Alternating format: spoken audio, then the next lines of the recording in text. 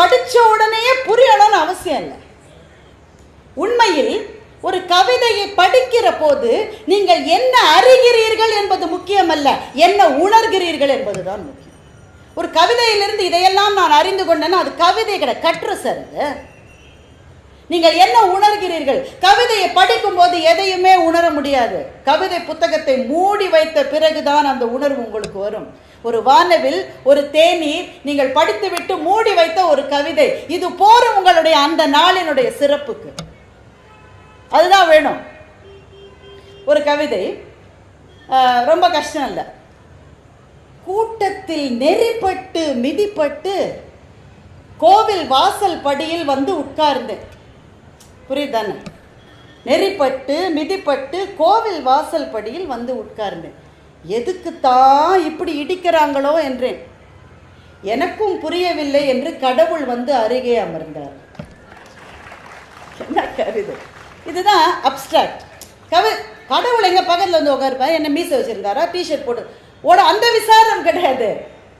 கடவுளுக்கே அந்த கோவில்ல நெரிசலா இருக்குடா, அவனுமே வெளியில வந்துட்டான்றது என்ன அழகான ஒரு கவிஞனுடைய வீச்சு பாருங்க. சில சமயம் லாங் கியூல நிற்போம், திருப்பதியில எல்லாம் போட்டு அம்முவாங்க. அவரை போய் பார்க்கறதுக்குள்ள ஜெருகண்டின்னு கையை பிடிச்சு அந்த ஆளு வெளியில போட்டுருவாரு. எனக்கு என்ன தோணுச்சுன்னா, பெருமாள் உள்ள இருக்காரு உண்மைதான், ஆனா பல சமயங்கள்ல உள்ள இல்லை, வெளியிலேயே இருக்காரு பெருமாள். நம்மளோட அவர் நின்றுட்டு இருக்காரு, நாம அவரை பார்க்க முடியலன்னா அவர் நம்மளை பார்த்துட்டாருல்ல, அது போறோம்ல நமக்கு.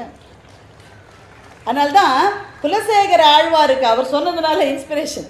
குலசேகர ஆழ்வாருக்கு தோணுச்சு, பெருமாள் உள்ள இருக்கிறவன் இல்லைன்னா இந்த மலையில வந்து குறுகா இருக்கிறவன், மீனா இருக்கிறது, ஆறா இருக்கிறது, ஸ்தம்பமா இருக்கிறது, இந்த காட்டு புதரா இருக்கிறது, அவன் கோவில் வாசல்ல எல்லாரும் மிதிச்சு ஏறுற படியா இருக்கிறது எல்லாமே பெருமாள் தாண்டான்னு குலசேகர ஆழ்வாருக்கு தோணுது. செடியாய வல்வினைகள் தீர்க்கும் திருமாலே நெடியோனே வெங்கடவா நின் கோயில் வாசல் அடியாரும் வானவரும் அறம்பயரும் கிடந்து எங்கும் படியாய் கிடந்து உன் பவளவாய் காண்பேனே. எதுவா வேணா இருக்கலாம். அப்போ இவன் இந்த புதுக்கவிஞன் சொன்னானே, கடவுள் என் பக்கத்துல வந்து உட்கார்ந்தாருன்ற கவிதைக்கும் குலசேகர ஆழ்வார் கவிதைக்கும் ரொம்ப நெருக்கமா இருக்கு பாருங்க. நடுவில் 500 வருஷம் இருக்கு, 600 வருஷம் இருக்கு. நான் 600 வருஷத்தையும் காணாமல் போக செய்கிற சக்தி ஒரு கவிதைக்கு மாத்திரமே உண்டு. ஆனந்தனுடைய இன்னொரு கவிதை சொல்ல, இன்னும் கொஞ்சம் அப்டிராக்ட், அடுத்த லெவலுக்கு நம்ம போகணுன்றதுக்காக. கிளையில் வந்தமர்ந்த பறவையை கேட்டேன் பறப்பது எப்படி என்று. கிளையில் வந்தமர்ந்த பறவையை கேட்டேன் பறப்பது எப்படி என்று. உட்கார்ந்தபடி சொல்ல தெரியாது, தொடர்ந்து வா என்று பறந்தது.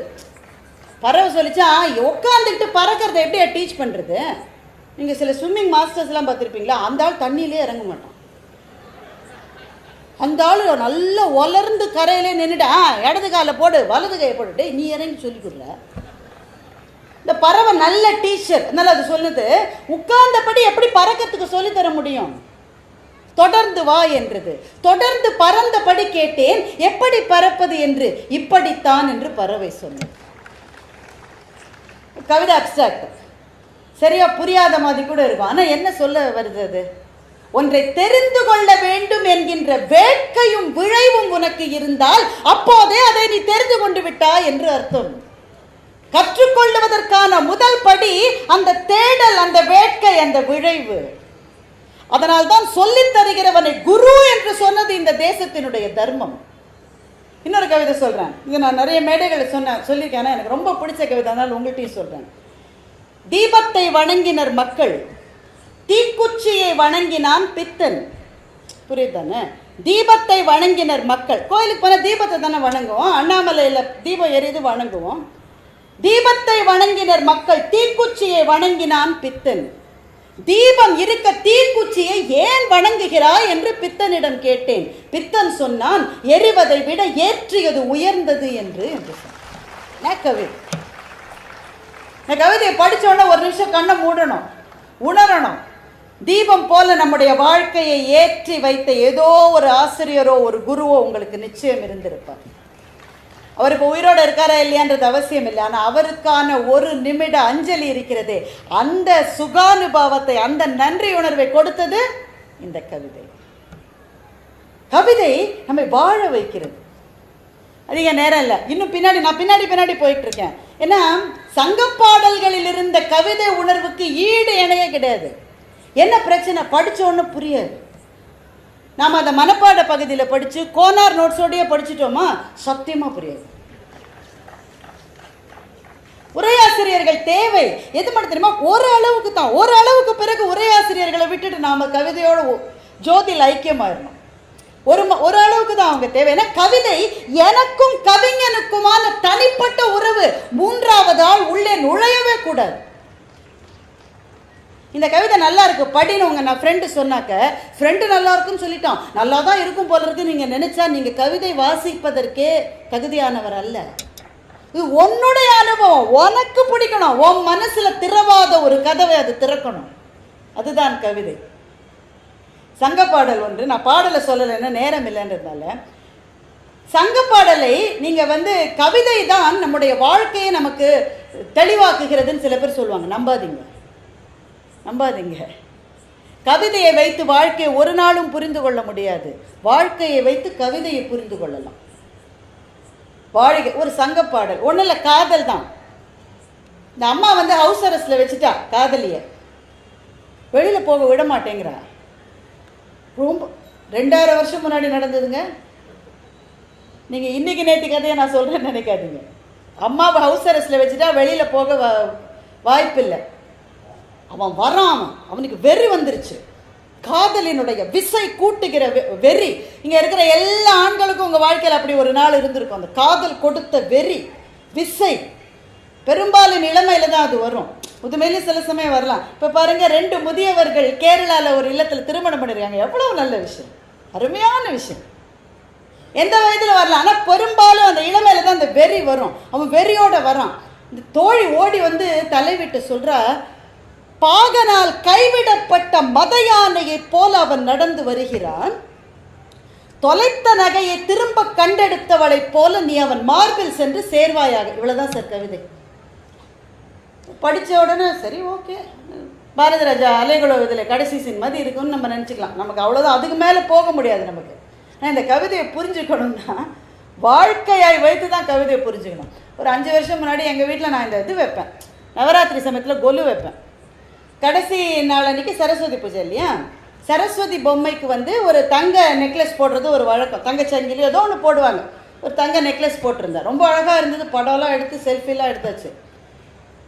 என்ன இருக்குது, பொம்மையை சுருட்டி வைக்கும்போது அதே அவசரம்தான். இப்போ நான் சொன்ன மாதிரி அதே அவசரம். ஆஃபீஸ்லேருந்து ஃபோன் வருது, பாஸ் கூப்பிட்றாருன்னு உடனே அப்படியே சுருட்டி மேலே வச்சதில் நகையோடு சரஸ்வதி மேலே போயிட்டா. எனக்கு அது தெரியல.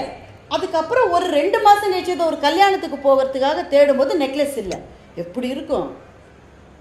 வீட்டில் சொன்னால் இதுக்கு தான் எப்போ பாரு வெளியூர் போய்கிட்டே இருந்தால் வீடு இப்படி தான் இருக்கும்னு கமெண்ட் வரும். வருமா வராதா? சொல்லவும் முடியாது. எனக்கு என் பொண்ணு மேலே தான் சந்தேகம். ஏன்னா எதையுமே அதோட இடத்துல வச்சு அவள் பழகலை. அவளோட சாக்ஸ் எப்பவும் கடுகடை பக்கத்தில் தான் இருக்கும். அதுவும் ஒரு சாக்ஸு இன்னொரு சாக்ஸை கண்டுபிடிக்க முடியாது. நான் அவள்கிட்ட பல முறை எச்சரித்து கேட்டேன், நீ தான். நான் எடுக்கவே இல்லைம்மா, ஐ டோன்ட் லைக் கோல்ட் ஜுவல்லரின்ட்டா. இப்போ நான் எங்கே போகிறது? ஒருவேளை லாக்கரில் வச்சுருப்பேன்னு சொல்லி, லாக்கருக்கு நம்ம வருஷத்துக்கு 2 தடவை தானே போவோம், கல்யாணம் வரும்போது தானே போவோம். தண்டமாக ரெண்டை கொடுத்துக்கிட்டு லாக்கருக்கு 2 தடவை போயிட்டு வந்துட்டேன், அங்கேயும் இல்லை. சரி அவ்வளோதான். ஒரு வேதாந்த மனநிலைக்கு போனால் போகட்டும் போடா, இந்த பூமியில் எதிராக நிலையாக இருந்தது, தங்கத்தின் மீது மனசு வைத்தால் என்ன ஆகும், இப்படிலாம் சமாதானம். இதுக்கு குணங்குடி மஸ்தான் சாஹிப் பாட்டை வேற நான் என்ன கூட சொல்லிக்கிறேன். கவிதை எப்படிலாம் உதவி பண்ணுறது பாருங்க. வேட்டையை காதலித்து வெறுநாயை கைப்பிடித்து காட்டுக்குள் போவதேனோ கண்ணே ரகுமானேன்னு குணங்குடி மஸ்தான் சாஹிப் எழுதுக்கார். அதில் ஒரு துணை தகவல், நம்ம தண்டையார்பேட்டை இருக்குல்ல, நம்ம ஊரில் தண்டையார்பேட்டைன்னு எப்படி பேர் வந்திருக்கு? என்ன அர்த்தம் அதுக்கு? திருவல்லிக்கேணினா அல்லிப்பூக்கள் பூக்கிற குளம் உடையதுனால திரு அல்லிக்கேணி. தண்டையார்பேட்டைனா என்ன சார் அர்த்தம்னா, குணங்குடி மஸ்தான் சாஹிப் திருச்சிக்கு பக்கத்தில் இருக்கிற தொண்டியை சேர்ந்தவர். அவர் தண்டையார்பேட்டை அந்த பகுதியில், நார்த் மெட்ராஸ் பகுதியில் தான் வாழ்ந்து சமாதி ஆனார். தொண்டியார் அந்த இடத்துல சமாதி ஆனதுனால அது தொண்டியார் பேட்டை. நாம் பேச்சு வழக்கில் அது தண்டையார்பேட்டை ஆகிட்டோம். குணங்குடி மஸ்தான் சாஹிப் பாட்டெல்லாம் சொல்லி வாழ்க்கையை துச்சமென மதிக்கலாம் துணிஞ்சு எல்லாம் பண்ணிட்டாங்க. அடுத்த வருஷம் நவராத்திரிக்காக பொம்மையை இறக்குற போது சரஸ்வதி பொம்மையினுடைய பேப்பரை சுற்றின உடனே பளிச்சுன்னு மின்னுது. நான் அங்கே இருக்கேன், பொம்மையை அங்கே பிரிக்கிறாங்க. ஒரு தாவினேன் பாருங்க. அனுமார் கூட லங்கை அப்படி தாவி இருக்க மாட்டார் சார்.